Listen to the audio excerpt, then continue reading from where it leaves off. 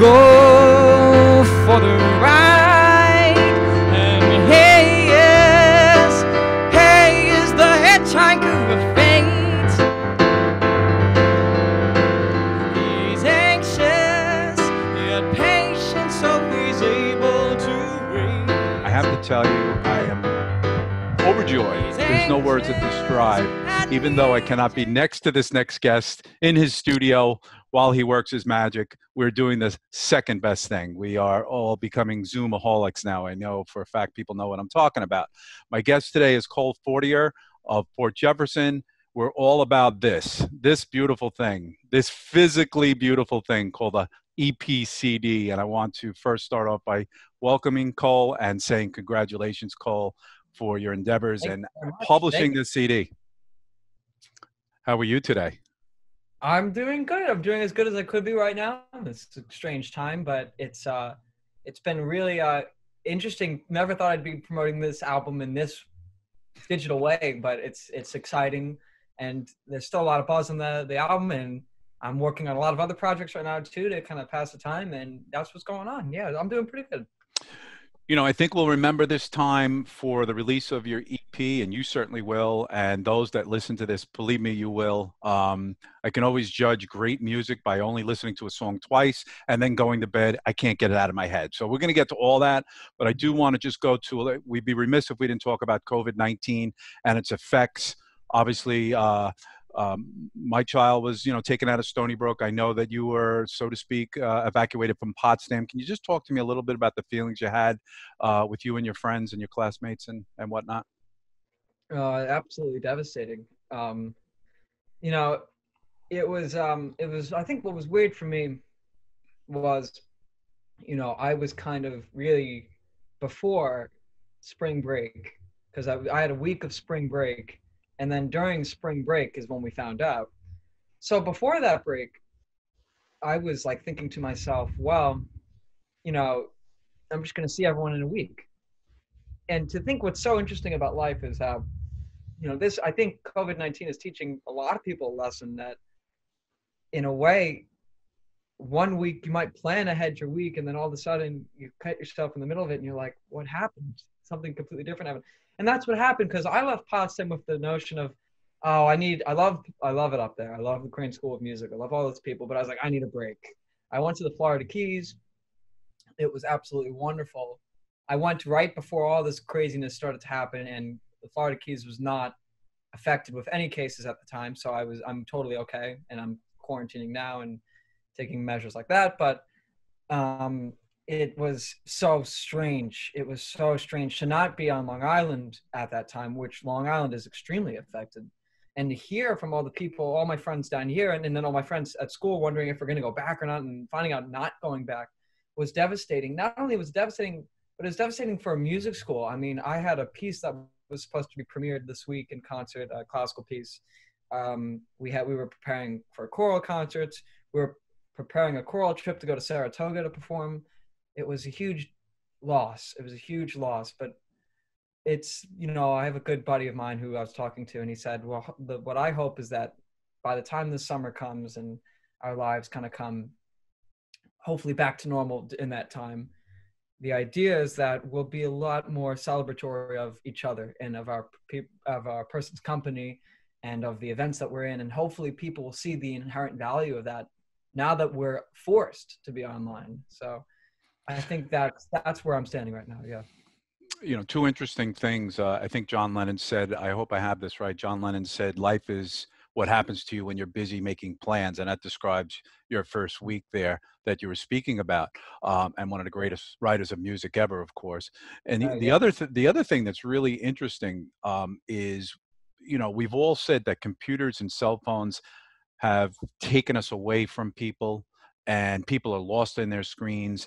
And now you almost think this is almost like biblical in nature, because even this interview and many of the people I spoke to in the last week has been through this. So I find myself actually interacting with human beings in a real way, like we're doing right now, through the computer. So I can't even imagine. The one thing that's going to come out of this, I think, is communication and education. I think the education system will be changed forever because of this.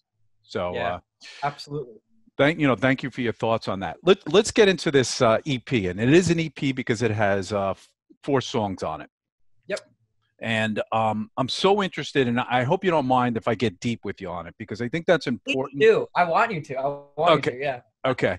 I wanna start with possibly just ask you of the 4 tunes, and we'll talk of each of the 4 tunes. I mean, how old are you? I am 18, turning 19 in July. Right. So you ask yourself, like, how long have these songs and or these ideas been written? Has it been a year, 6 months, or some maybe 3 years? It can't be more than 6 years, right? Because you're 18. Maybe it is. So the songs are actually older, but by older, it doesn't sound much older to most people, but to me, it's older. I'll explain. So all the songs are about a year to a year and a half, 2 years old. And to me, that's really old because I write at a very quick rate. So, in fact, this EP was supposed to initially be a full-length album. But what happened in my life was it was around when we were starting to the recording started to be conceived and everything. It was junior year going into senior year of high school. And I was very busy with college applications and plays. And I was just, it was just so hard to be able to kind of fully realize a full-length album. I've always had enough songs. I still have enough songs. But those were the 4 that we just really thought we could conceive well for the band, and that's about the time frame of those songs. Yeah. Okay. So that's really, really interesting. So I will say this. I want to say this to people that are listening, that I can't compliment you enough on this one point, that the writing of the songs, the feeling of the songs go beyond, at that time he was 17, maybe 16. So the whole thing that people, when they listen to this, they're not going to believe that this emanation, this creation is coming from a 16, 17-year-old. So I want to just say that first. Well, thank you. Thank you very much. As a whole. So let's get into some deep details. We look at the cover, and Sure. it looks like maybe, well, you describe it to me. Is it a photograph? And if so, where? So the cover is a photograph, and I actually don't know where it is. I'll explain what actually happened with the cover art direction. You see, it's interesting because obviously I wanted the cover to reflect the title track, and not only just the physical cafe, but the nature, the aesthetics, the grandeur, and the beauty beholden within that track, in which the grandeur I try to encapsulate with this release. And so I always had this vision writing the song Cafe Nostalgia and wanting that vision to be this grand, beautiful cafe at a night in a night situation. Now, this was such a specific image in my mind that there was no images pre-existing that I knew of, and I didn't have the time or the money to commission someone to paint something or do anything. So, because I was so focused out of at a certain point of like just trying to get this out that I wasn't even thinking as much on the artwork. But when we contacted him at the final point of the release, we kind of wanted to do something really quick. And so at first, I initially actually gave him a very famous painting for the cover. I had the idea of having Vincent van Gogh's Cafe at Night be the cover, because that was the closest existing painting to what I was seeing in my mind. But then he said, you can't do that. You're going to get sued. It's going to be a nightmare. Don't even try to do that. And he was right. And he was like, well, let me come up with something. And he just hit the nail on the head with finding that picture. Yeah. And when we found the picture, the lighting was actually a lot brighter, but he dimmed the lighting down, kind of create the scene we were looking for. And I was totally enthralled with it. And I was like, this is it. Yeah. Yeah, so, this is it. The writing on the signs being backwards, was it that way to begin with? Or you may not even know that, but you know what's funny? It'll probably be forward in the camera now, but on the actual CD cover, they're backwards. The writing is backwards. Yeah, I can't see it in the camera currently, or like I can't make out the words in the camera currently. Right. Yeah. But I actually don't. I did notice there was words. I'm not sure if they were backwards. That's how much I have not paid attention to. No problem. No problem. Yeah. Like I said, we're going to get into some detail here. And the other thing we really need to mention. We really need to mention a friend of mine, your dad, love Andrew to death, and you dedicated this EP to him. And maybe you could say a few words about why. And I think that's pretty obvious, but let me hear that from you.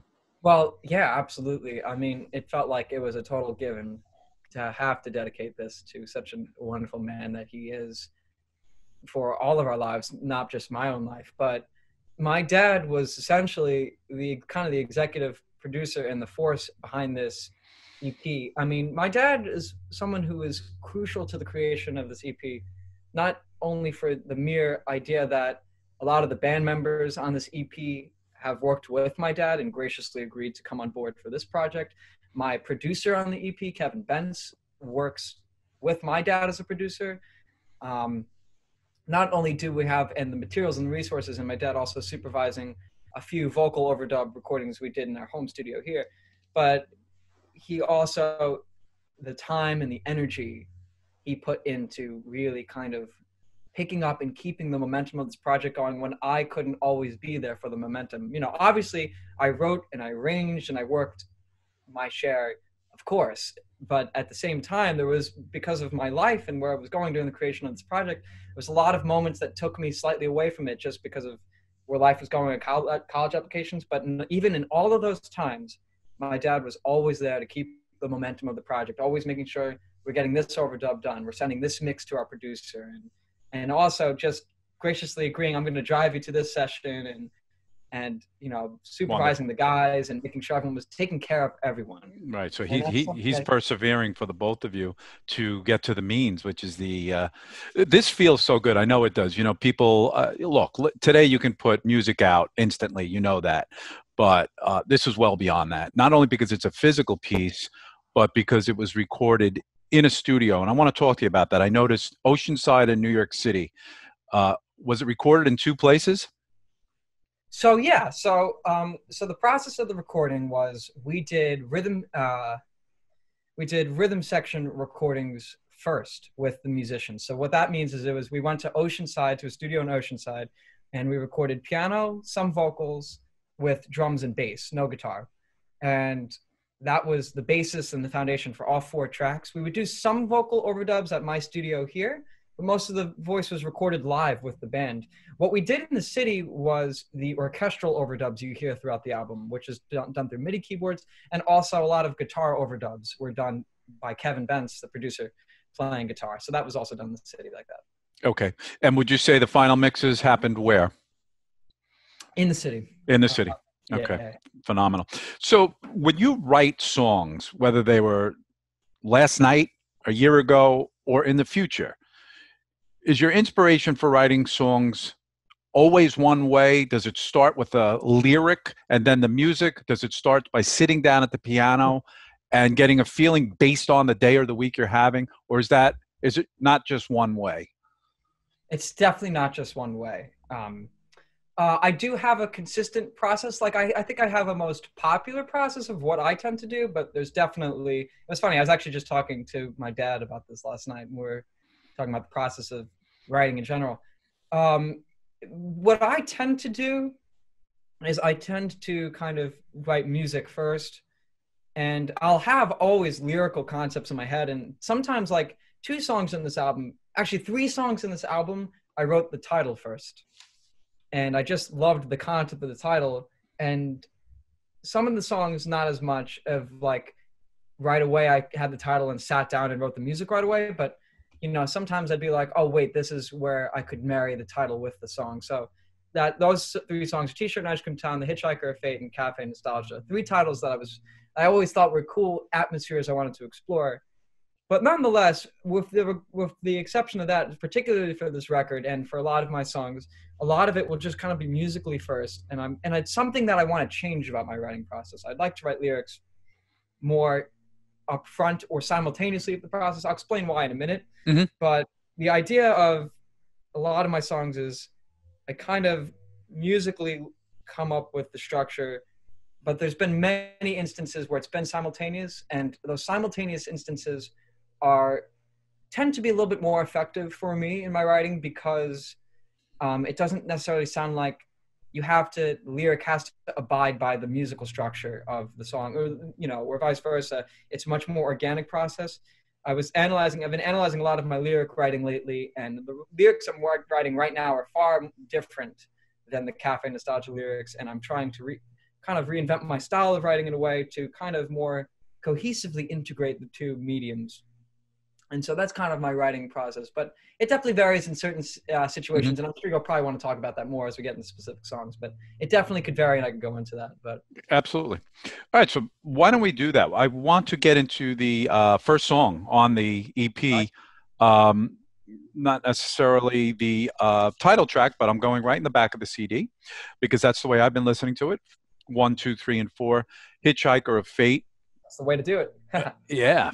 So Hitchhiker of Fate, I mean, we talk about lyrics there, and you're actually, correct me if I'm wrong, you're taking the concept of love and bringing it into the picture of personifying it. And I don't want to try to decipher what you were doing there, but give me some of the inspiration and background on that song. So it's not as much about, I mean, it's not as much about love as it's literally about the character of the Hitchhiker of Fate. There is obviously a sense of love causing certain feelings within the song. Absolutely, you're totally right with that. It's so funny. I was talking to my girlfriend last night about my lyric writing. That's why it's so much on my mind. I've been getting a lot of like interview questions about lyrics and stuff lately, which is cool and refreshing. I don't usually get that as much for lyrics, but what's interesting is we were talking about Hitchhiker of Fate, and one of the things that one of the things I actually regret lyrically on this album a little bit is the first line is, "Oh, love, he is so clever," which has a double meaning in a way, which what you're looking at is if it's personifying love, as in like, love is so clever. And there is that is an appropriate meaning, but the more specific meaning is honestly, oh, love, it's just referring to a person. Gotcha. As, yep. And so, because I didn't want to say, oh, babe, he is so clever, it just wouldn't work. Right. But and I regret that. I regret the what's unclear about that. But I don't think it distracts too much from it. And also, as the song goes on, you start to get this feeling of this character forming. And to speak to that character a little bit, I'll say, so the Hitchhiker of Fate, I always thought it was using the hitchhiker as a metaphor was something beautiful. And I've always wanted to do that, but I didn't know what to necessarily use that medium in, what medium I could use that metaphor in. And then eventually I came up with the Hitchhiker of Fate. And I started to think about what that really meant and how in life and how I thought that beautiful that was an image. Because like, yeah, there's, I guess, somewhat a semi-negative context of hitchhiking, but I think it's something beautiful, the idea of the release and the trust. I think there's something so incredible. That's something we don't get nowadays in a lot of aspects of life, but a lot of people in the past will have experiences of like, well, of course you could do this in the past. You hear this all the time. You hear the sense of, oh, well, back then I could do this, but can't get away with that anymore, So I love exploring. Going back. Yeah. Going back. Yeah. Not only going back, but just I love exploring the sense of faith and trust. The idea of like, and the idea of the Hitchhiker of Fate is the Hitchhiker of Fate is not me. And that I'm trying to be the Hitchhiker of Fate in this narrator situation. This song is one of the few songs one of the very few songs in my catalog that isn't necessarily strictly first person point of view. It's very, it's me kind of outside describing the Hitchhiker of Fate and what that beautiful person is and how I aspire to be that. The first time that I really explicitly mention myself is at the very end of the chorus when I say, he says it, and I say, and he says it's no secret to find me as open, broken, fighting flow of time. When I say me in that song, and that's the idea, is that caps off and completely changes the section, and then that whole part is to kind of get the listener to click, oh, like brilliant. Like it's like a sense of closure in that idea. The Hitchhiker Fate I actually dedicate to a friend of mine named Nick, because as I started writing it, I started to realize that he is really the Hitchhiker of Fate. So that's for Nick. Yeah. Very, very cool. Every song that on this EP you're playing piano on. Yeah. And I was remiss and I didn't ask you this before. What age did you start playing piano? I started playing, I think around 6, 7. I started getting lessons in 3rd grade. Okay. So 6, 7, 8 years old. And would you say, along with going back to the songwriting, that as you're thinking and writing, you're also always sitting at the piano to complete, obviously, right? Pretty much. Beautiful. Okay. And the other thing I want to ask you is your inspirations, your musical inspirations. Sure. Yeah. So we're going to go there in a second. Then we're going to listen to a little bit of Hitchhiker of Fate. Absolutely. Just name one or two inspirations. I mean, it's super, super, super hard because I could go off for 20 hours about that. But That's why I said name one. Name yeah, one. yeah. So, and it's also what's hard for me is because a lot of the inspirations that I'll have are not really widely popular, and they deeply inspire my music. Like my favorite band is a band called Prefab Sprout. Yep. If you know that band, if someone knows that band listening to this, please call me. I'd love to talk to you because they're one of my favorite bands ever. But they definitely are an inspiration to me. But honestly, I guess from a writer's standpoint, I guess the first thing that comes to mind, especially for this EP, is the writing of Burt Bacharach, for sure. I can't believe you said that because I should have went the other way around. Because this is crazy. I should have said that first because I never like to actually peg somebody, you know, to say, hey, Cole, you remind me of, even though I do, and I have to say this here, Stevie Wonder, a little, you know, and these great artists. I never want to say that. And I don't know how that sounds to you because you're you and you definitely make your own statement on this EP. But yeah.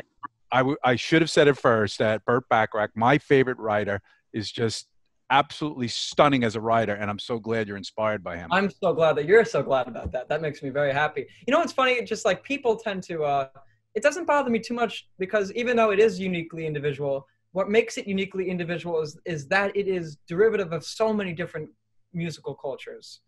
And that it's not just I'm copying one artist. I mean, like, there's nothing totally new under the sun. What's new about it is how we express these stories. Exactly right. Exactly. So there's only 13 notes. My grandfather always used to say there's 13 notes. And it's true. There's only 13 notes. How you express those is the difference. I think there's 13 with the sharps and flats. It's 12. It's 12. There we go.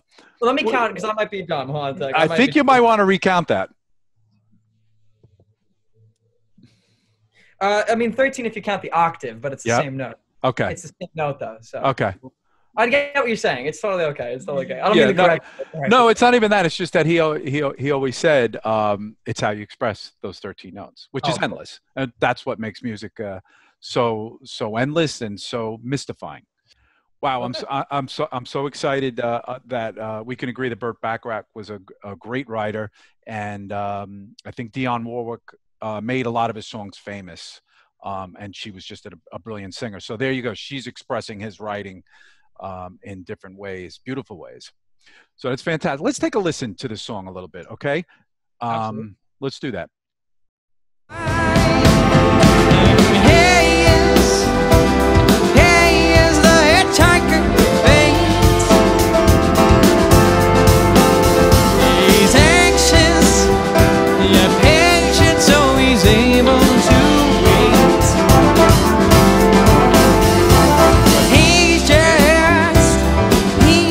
So catchy. I just want to keep listening to this EP. I want to say that.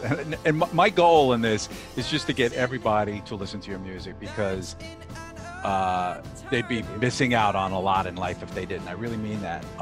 Thank you so much.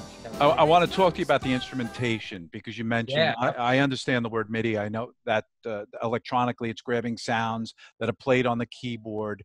You orchestrated this, right? That's correct, yes. Just talk to us a little bit about that, specifically in this song. Yeah, sure. So like this song is no exception to the other songs in the album in the regard that when I write at the piano, I tend to hear the orchestrations simultaneously all through my head. There is some things that are subjective to change, whether Kevin Bentz might think he might want to slightly arrange things and I might have an idea later on, but mostly when I initially write the song, I pretty much have all the orchestral elements in my head. So I know that you mentioned to me briefly, you were talking about the horns a little bit in that song. That was one of the musical ideas I kind of had right off the bat. With doo-doo-doo, ba-ba-bum. You know, I had that right off the bat orchestrally. And obviously, I don't have the means to an actual orchestra. So you mentioned MIDI as well. So the process of, like on this song and the other songs in the album is we worked with Kevin Bentz, who's an amazing producer. And he has great selection in the MIDI library, meaning all these instruments we could have at our disposal on a keyboard and be able to mix them and manipulate them to be able to sound as authentic as possible and as wonderfully incorporated to try to sound as realistic as possible, standing up to the the very live nature of the rhythm section recordings. That's one of the biggest struggles, you know, is, and he does an amazing job, I think, trying to balance that out. So yeah, Hitchhiker Fate, I mean, specifically, I mean, it definitely showcases my orchestral ambition. I mean, I'm a classical composer, and by no means, I'm a classical composer and a songwriter, and by no means this album is a classical album. But at the same time, there is that shared idea of that instrumentation that I so often love to employ, and I love giving it that sound. I mean, we were talking a little bit about influences before. I mean, my producer kind of started to, you know, lean to the stylistic implications on some of the instrumentation, especially on the song Cafe Nostalgia, which we'll talk about later. As we're he kind of go under this Philadelphia soul kind of Philly soul kind of mantra of like the Spinners stylistics, this idea of like this soul music, because the album is, you know, very soulful, and the idea of using instead of more keyboards to kind of accent that, and more of like, you know, later 70s, early 80s soul, which I also love, but more of an older direction with these grand orchestrations, and that also informs the instrumentation on Hitchhiker Fate as well. I get it. So the idea is to create a texture that is wholly you and your style, meaning your team, because you are working with a team, I'm hearing, which is awesome, producer and whatnot. At the same time, giving it, by the way, did you record to tape or digitally? Digitally. Probably digitally. But I will tell you, it sounds like 2-inch tape, because back in the day, that's the sound, you know, we're all looking for, right? Deep and spacious, and that's a challenge today. And I think people need to recognize that you've achieved that once you put layers on, if you don't do that right, it could sound not only just muddy, but it could sound crowded. You've got space here. So kudos to your producers, really fantastic. Thank you very much. Kudos to him indeed. Yes. Yeah. Absolutely. Absolutely. All right, let's go to the next song. We have 4 songs here, and I think it's so cool to just get your perspective on this, looking back now, because you were, as you said, you're going to school and you're getting this done with the help of your team and your dad. Number 2 song is "Do You Remember Me?" Yeah. You know, I'm going to tell you, and you can go to this part of the song because this is, oh my God. You have this part at 140, and I want you to go to 140 if you can do that. You can. And again, I'm not here to compare you, but this is a monumental comparison of one of the greatest writers, Stevie Wonder, is what this reminds me of, where Stevie hits a note that you don't expect, but yet it works so wonderfully and it makes so much sense. But not many people could do it. Only Stevie could do it, and that's what you've done here. And then, of course, and I don't know if you have a word for this, but you're na na na na na, right? So you're scatting with the music and you're creating this instrument with your voice. Play that at 140. Absolutely.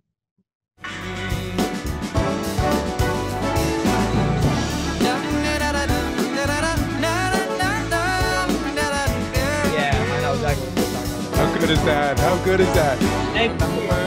So, oh my God, it just makes me smile. So, you know, I know that you can improvise this, but was that's noted out, right? You know exactly what you want there. And it starts out improvisational, right? And then you make it what it is. That's a form of orchestration you've done with your voice, and it's wonderful. Thank you very much. Well, it's interesting you bring that up. Do You Remember Me is another exception to a lot of the rest of my catalog for another reason pertaining to the words. I usually have a thing against na-na-nas and choruses and stuff, just because, you know, like how are you advancing the story? But I already kind of advanced the story enough, and I wanted the focus of the song to be kind of more poignant and less of a scope of like we have to move so tremendously lyrically at such a quick rate. So by the time I got to this chorus section, and I loved, you know, I didn't have words at first, so I literally was singing da-da-das, na-na-nas, and I was just like, well, this sounds so percussive. It's the way the consonant sounds. It's word painting.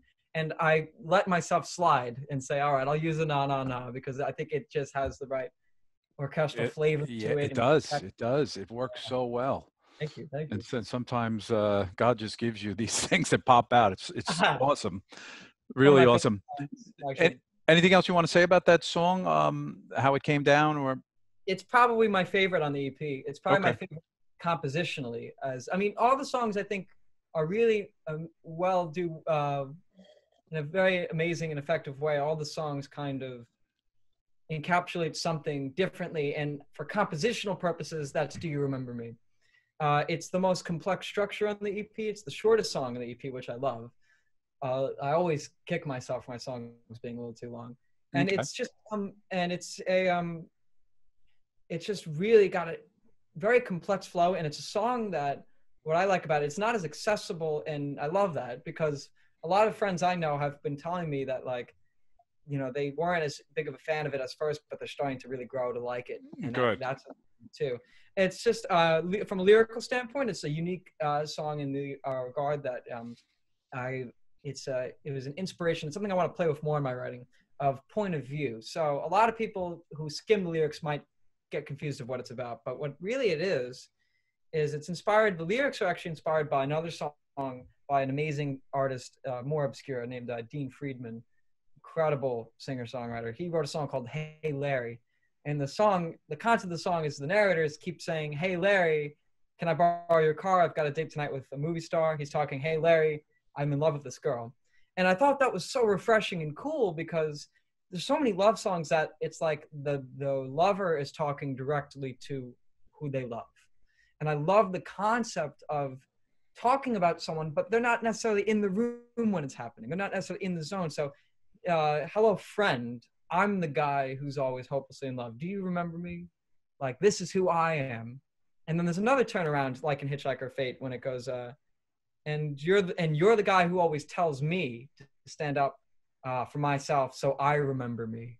So that's another turnaround, kind of like in Very Hitchhiker cool. Fate. So that's something I'm proud of lyrically too. But yeah, it's just all around a fun song. Very hard to arrange instrumentation, very very dense. And even though I knew a lot of it in my head, it was really hard to execute, and balance it all out because it was such a thick texture. But eventually we did the best we could for that. Yeah, it's beautiful, really beautiful. All right, let's move on to song number 3. And the first thing I want to mention about this song, correct me if I'm wrong, is our mutual friend, David Rotundo, playing trumpet on this. Is this the song? This is the song. David Rotundo's on trumpet, yeah. That is fantastic. Of course, we did a little something, and thank you for making me part of the yearly Christmas. Oh, that was wonderful. Yeah, that's right. That was absolutely wonderful. So David was right by us, so that was really cool. Again, this is called T-Shirt and Ice Cream Town. Again, we haven't spoken prior to this, which is really cool about unraveling this real time. I tend to do my interviews that way.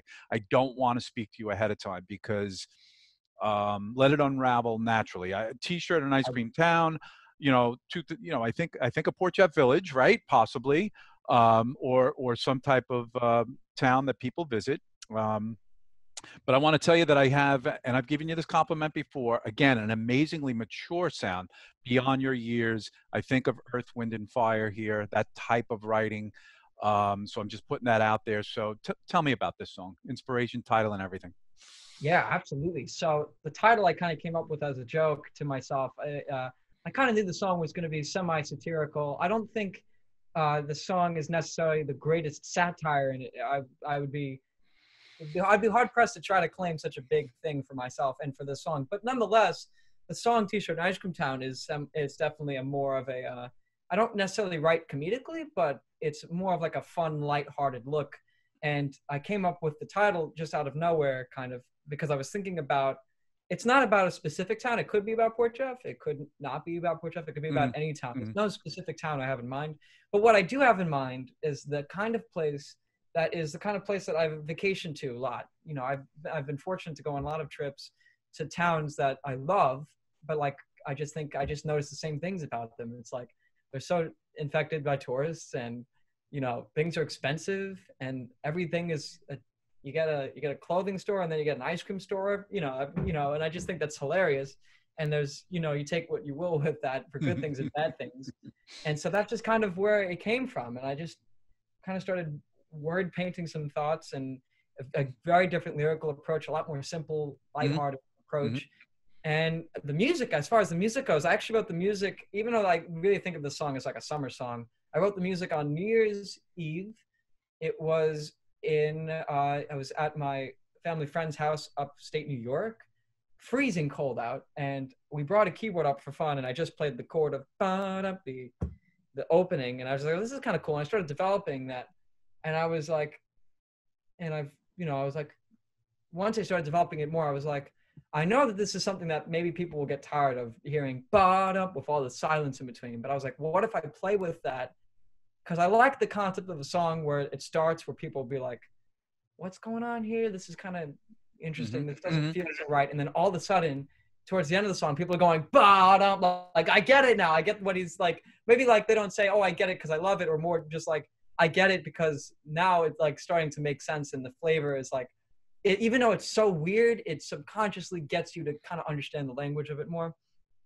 And that a lot of those key decisions to kind of get there were with the help of a wonderful band playing with me. I mean, I've never played this song. This is the one song in the EP that I haven't played live yet. Wow. Yeah, because I've just never had a band to play it with. And I also want to have trumpets and stuff, and there's a lot of fun things going on here. So I just never played it live yet, but I really want to. This song is one of those songs that I feel like it'd be so awkward if I just played it on the piano alone. It's like the only song on the EP that I feel like I couldn't get away with playing alone on the piano. You could, but I get that. You'd want that band support. I'm going to go back to now just to the recording process on this one very important question. Yeah. When we talk about recording today, we both know that you can do a track, and put together a song. How much of what you did on this EP was live? In other words, when I say live, I mean bass player, drummer, you, and singing. A lot. I mean, I don't know if it's 50-50. That rationale probably changes in certain songs more than others, but it's pretty half and half live and not, because, we have live drums on the whole EP, live bass on the whole EP. Awesome. Guitar overdubs, but being played live, not on a MIDI keyboard. Vocals, of course, live. The vocals for every song, it's interesting you bring it up on this song, actually, because the vocals on every single song are done live while I'm playing piano with the bass and drums. But with this song, I recorded them separately because I just felt like the vocal was more demanding, and I wanted to be more kind of in the zone with this vocal. It just wasn't working as much for like trying to cue musicians in the process, and I really wanted to get it right on this song and very distinct. So this one was actually vocally recorded separately, but again, live here in the studio at my house here was the vocal. So, and then it's really there's a lot of orchestral MIDI overdubs that are not live. The one orchestral instrument that is live on the whole EP is the trumpet. Okay. Yep. Live. So very cool. Let's why don't you go to the point of the song, your favorite part, or where David's playing. Just again, we're trying to give people a flavor of the songs. Yeah, I'll take it from around the outro. Perfect. In this t-shirt and ice cream.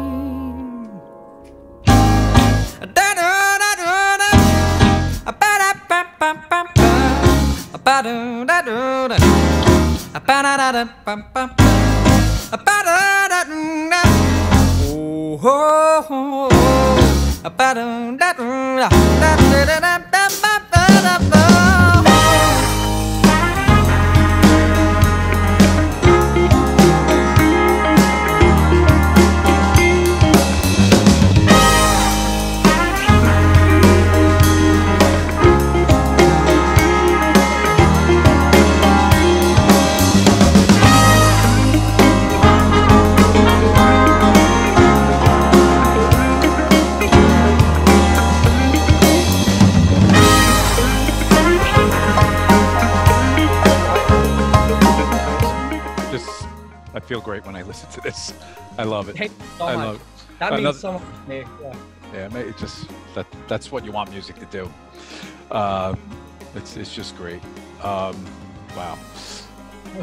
It's definitely it's funny how we listen to music today, right? Because I got the CD. We should mention this. I got the CD from your dad, and I kept every CD I ever had. It's a little tempting to, as we collect things in life, to either store them in the attic or, quite honestly, get rid of them, because we know we have this music at our fingertips. And the first thing I did was I sucked your CD into Amazon, my Amazon Music library. I'm sorry, I put it on SoundCloud. Which people, if you're a creator, SoundCloud is awesome. I love SoundCloud. When I make podcasts, I put it on SoundCloud. But there's a reason for that, because when I want to listen to your music, I want to listen to your music, and I take out my phone and I listen to your music. But this is really important to me to have this physicality, because not only the work and effort and sweat and tears you put into this, but one day when the cloud is erased, and through some kind of electronic virus, I want to be able to grab this. And that might sound conspiratorial, but there's some truth to that I always have this. Yeah. So a shout out to the physical product on that. All right, let's do this. Let's go to the fourth song, the title track, Cafe Nostalgia. Which, when I think of the word nostalgia, right, the next word that comes out of my mouth is whimsical. Right, I felt this song had a whimsical taste to it. It's nostalgic and whimsical, which again felt free. I felt free listening to it. Wonderful. Yeah. Let's work backwards here. Let's play your favorite part of this, and we'll talk about it. I love how you know it's my favorite part. Yeah, it is totally my favorite part. Let me cue it up for you.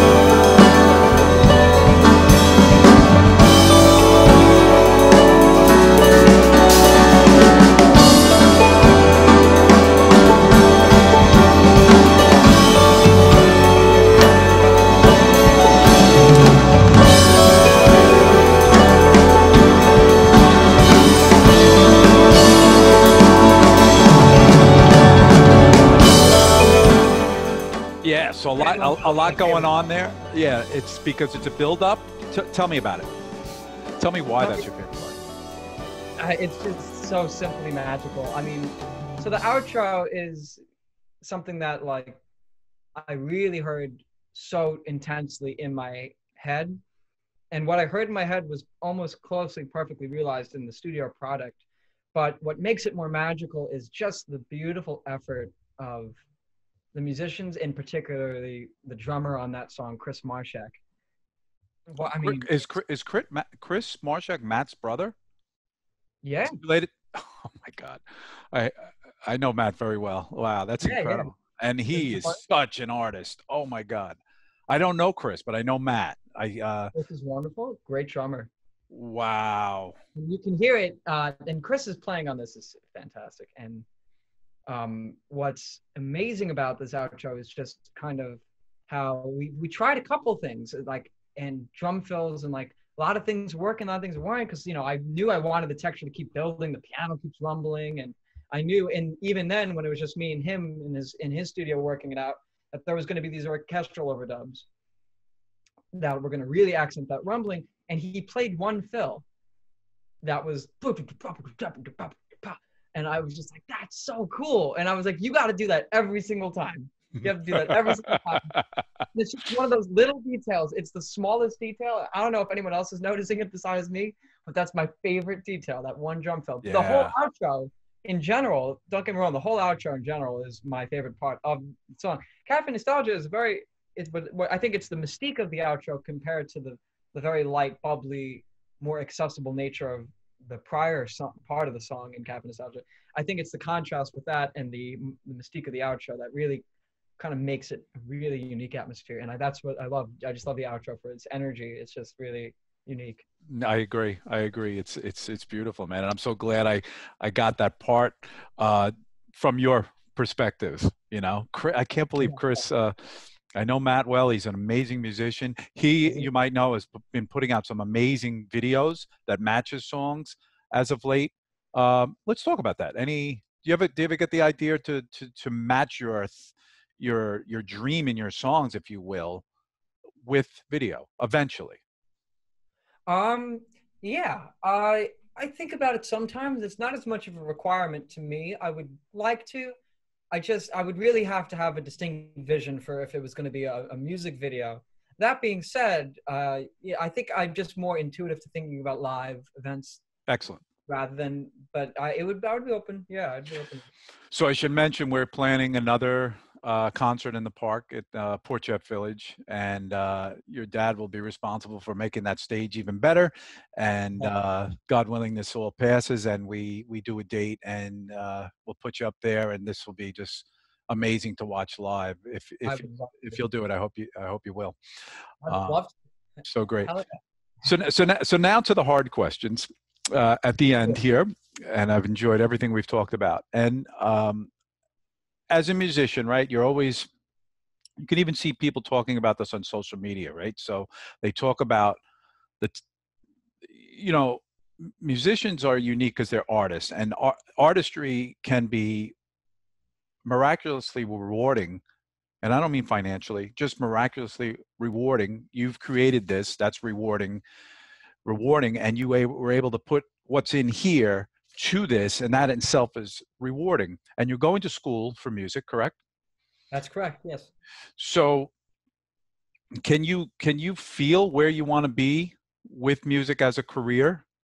Absolutely. So right now Excellent. I'm currently majoring in music education because what I guess we don't talk about as much, or at least in my life. I mean, people used to see me perform around the village, but I'm also heavily interested in the art of teaching as well, and I would hope to teach choral practices and choir in my future in a public school. I love I love the idea. I've had amazing music teachers who have inspired me, and I think it's an amazing way for me to be able to communicate, always doing music with children, and I feel such reward from the human experience at that. But at the same time, I will always be performing and writing and doing this no matter what. Hmm. Now, teaching, I really intend to do both. I really want to teach, but I'll also, I'm still going to be performing and writing. And I'm also, as well as being a music education major, I'm a double major. I'm music education and music composition. So I'm also learning to refine my composition skills, especially in the classical field, because I'm also a classical composer as well, and I'm very passionate about that field. And yeah, that's where I see myself. Yeah. Yeah, I think that's amazingly smart. That's a good way to go, because I mean, at this point, you're probably going to have a lot of people saying, do this, do that, and giving you advice. Some welcome, some not, but that's just such, if I may say, a level-headed choice to really enjoy best of both worlds. I never forgot when I took music theory. I took a lot of music theory in Oneonta State, and my teacher at the time was very accomplished. She was a cello player, and we always, wonder, why didn't she play out? And it was the first time I heard a musician say, and she was really strong about it. She said, no, music is personal to me. I don't want to play out. I don't need to nor want to play out. A lot of people Uh, like that world. Yeah. it's interesting. I had never heard that, but I never forgot it either. And maybe it's an extrovert introvert thing, but I now respect it a lot more than when I was like 18 when I heard that. So you know, different flavors for different people, but I totally respect that music can just be personal if it needs to be. Yeah. I respect that. I definitely respect that too. But it's never been a problem for me. But No, I definitely understand those people for sure. Yeah. yeah, you're hitting on all cylinders, is what I would say. Wow, this has been fantastic. Is there anything else you want to mention about this process, this album? I do want you to tell our audience the best way to enjoy this EP. Absolutely. So yeah, we are streamable on most major platforms, particularly the big ones like Apple Music and Spotify. It's streamable, the whole thing. And we also are selling CDs as well, because we don't want to lose that art form, like we were talking about too. And there's inquiries. Maybe if you could leave like a link to my Instagram account, or like even like a phone number, you could be able to contact me. and be able to and you know, be able to buy CDs. I always advertise on my Instagram, and when we start doing live shows, those are definitely going to be the best places to get CDs, and we'll be selling CDs, of course, it does. And I'm gonna, you know, hopefully down at the summer, and I'd love to do that, you know. Yeah. So that's yeah, it's definitely the best ways to enjoy this EP that I'm so humbled and blessed, and I feel very grateful to be able to share with the world right now. It's wonderful. I'll speak for everybody that's seeing this interview and that's about to hear your music. We feel blessed to have you. So, you know, it's funny. My interviews are usually lately 10 minutes, top 17 minutes. We've been talking an hour. We've been talking an hour. I could talk to you for 3 hours, and we'll talk again. Thank you for doing this, really. I really appreciate it. So much, Evan. And good luck to all you do, and we'll be in touch. And stay safe. Thank you. I will, yeah. God bless. Thanks, Cole.